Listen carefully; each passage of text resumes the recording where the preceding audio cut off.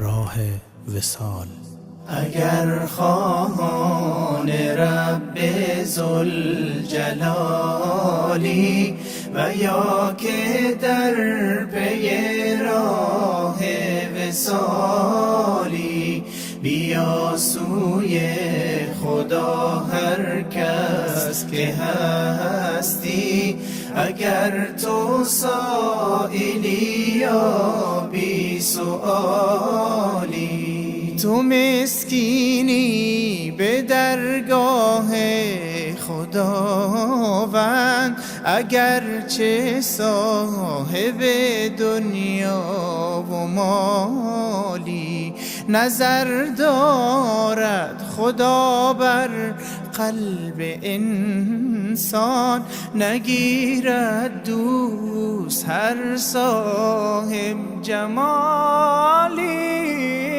اگر خواهان رب ذوالجلالی و یا که در پی راه وصالی، بیا سوی خدا هر کس که هستی.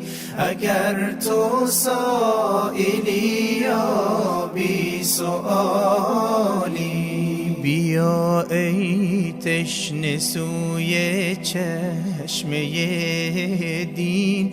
اگر تو در پی آب زلالی، بده قربانی از بهر خدایت. اگر خواهان ایمان و کمالی، بیا ای تشنه سوی چشمه دین.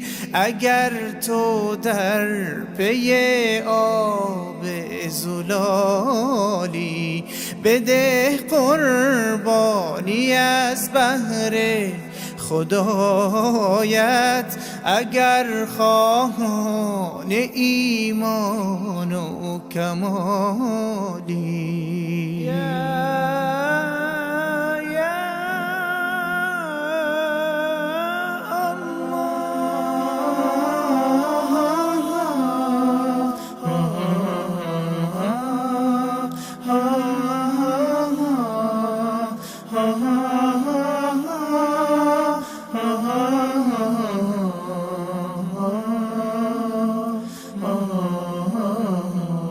اگر خواهان رب ذوالجلالی و یا که در پی راه وصالی، بیا سوی خدا هر کس که هستی.